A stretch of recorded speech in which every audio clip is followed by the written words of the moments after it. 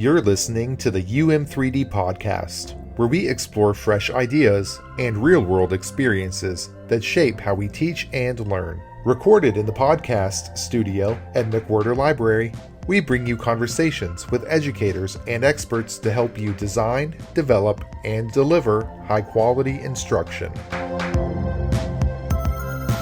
Welcome to the UM3D podcast, where we explore effective strategies for online teaching and learning. I'm your host, Lavonnie Perry Claybon, and today we're demystifying a powerful tool that can transform your Canvas courses, LTIs.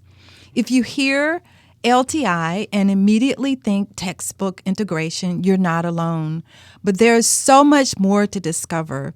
This episode will be the first in a series where we will highlight different LTIs and how faculty are using them in their M50 courses.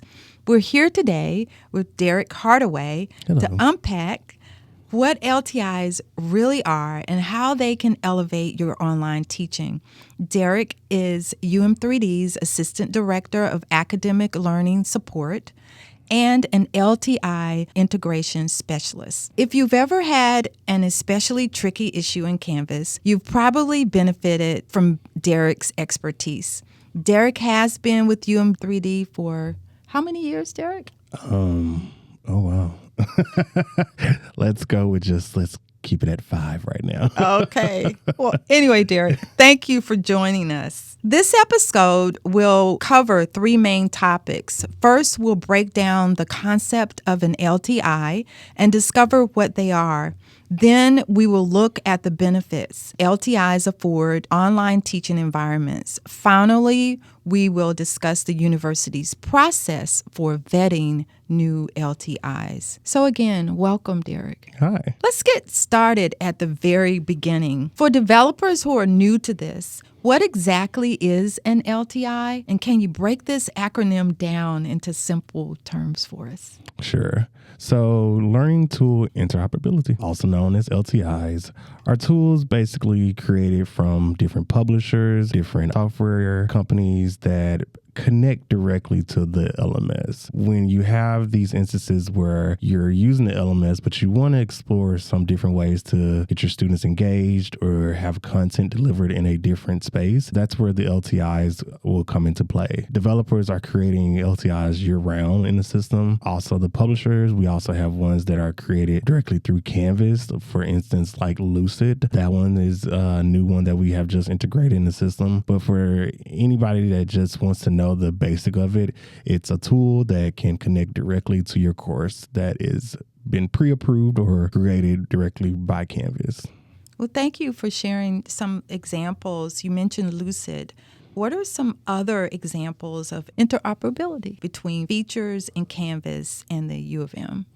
Well, some great example is that the LTI provides you the ability to not also, as I stated before, create content and provide the ability to make your course engaging, but it also gives students the opportunity to view content outside of the LMS and be able to use like grades that are available directly to them, discussions that are available directly to them, video content that's available directly to them.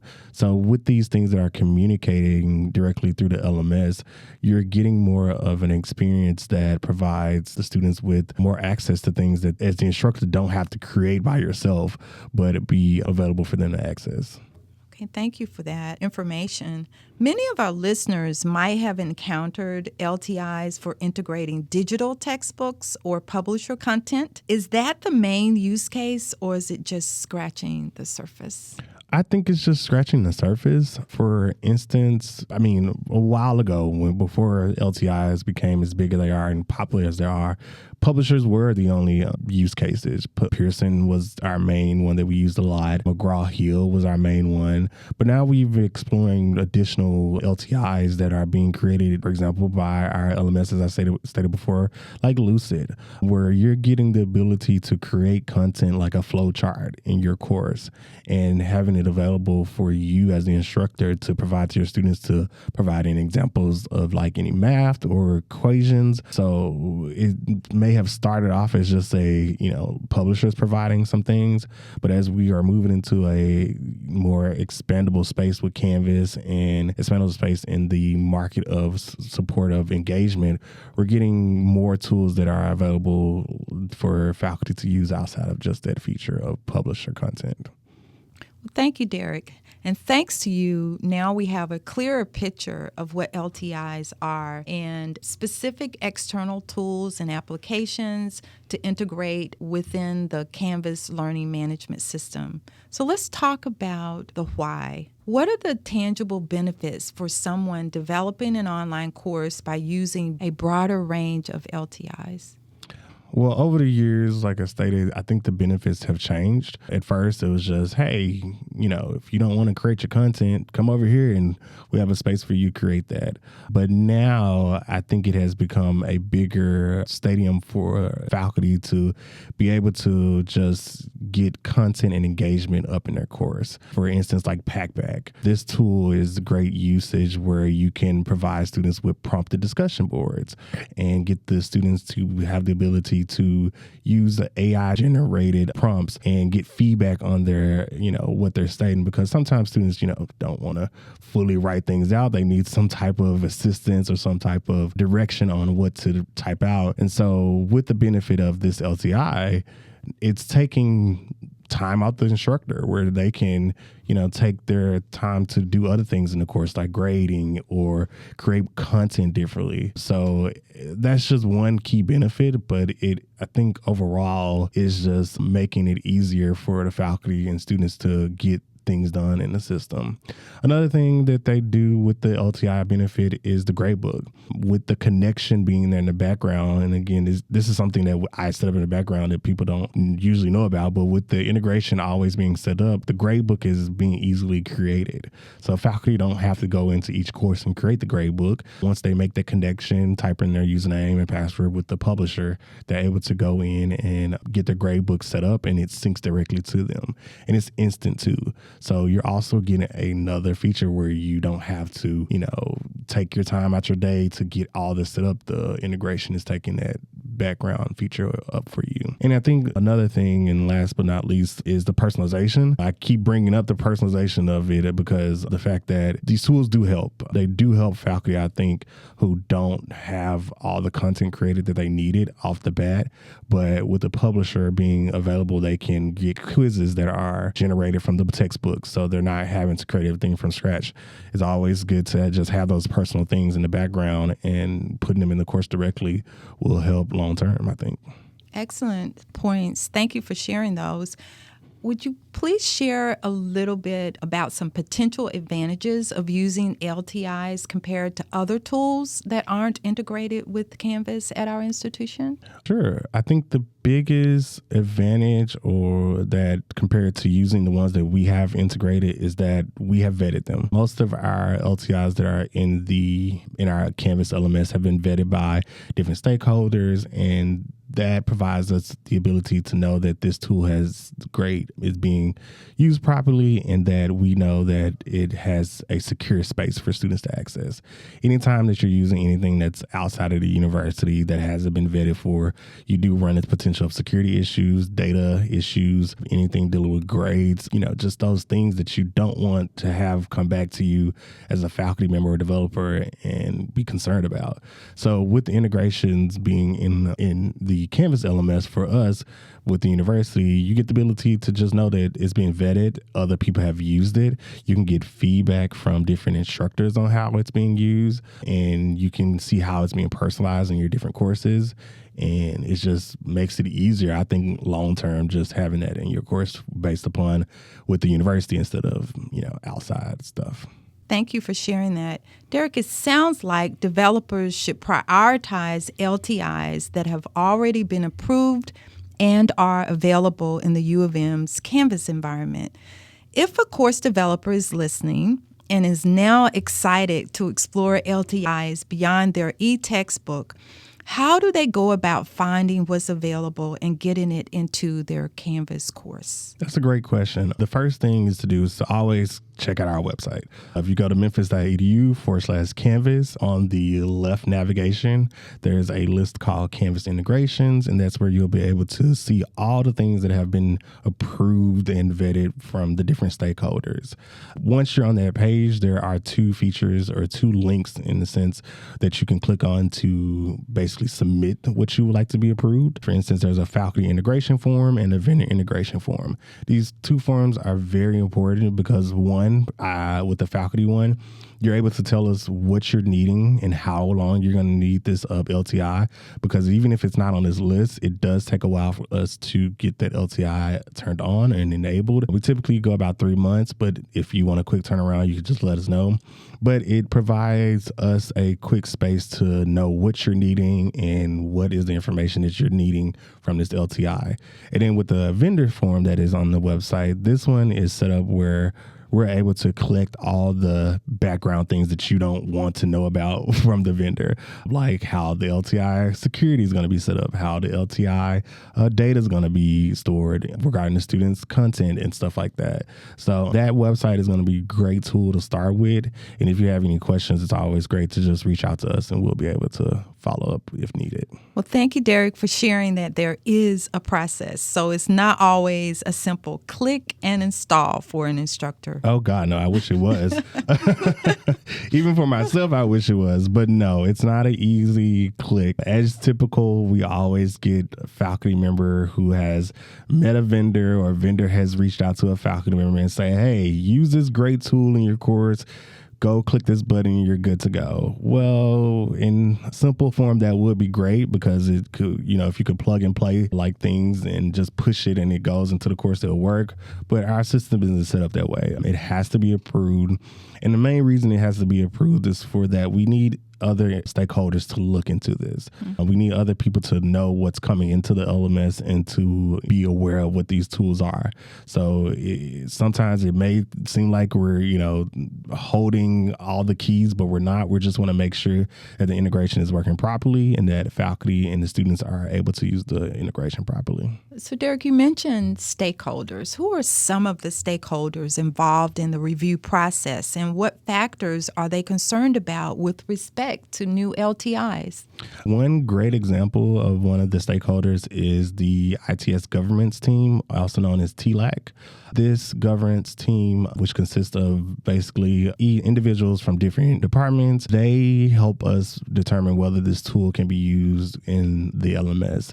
They are the teaching and learning team. And so for them, they want to make sure that, hey, if we're turning this on, this is accessible to students, that it is working properly for students, and that overall is a great experience for students. Most of these LTIs are great, but sometimes if you don't have them set up properly and you may run into an issue or anything and it stops the experience for the students, we don't want to prevent that, because overall our job here is to make sure the students have a great experience in the LMS. So that's one good stakeholder. We vet them ourselves, the UM3D team. So even when that form is submitted, I and other individuals, the director, will look over the LTI to see if, hey, is this good to be used? Or do we have something already similar like this? Because sometimes people will ask for the same thing that somebody else already has in the system, and they just need some clarification on where to go and how to get that back into their course.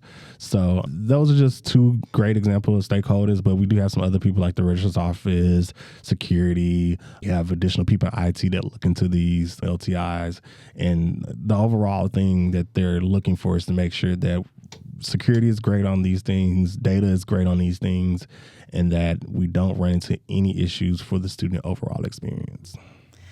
Derek, we've covered a lot of ground today. You've definitely shown us that LTIs are far more than just online textbooks.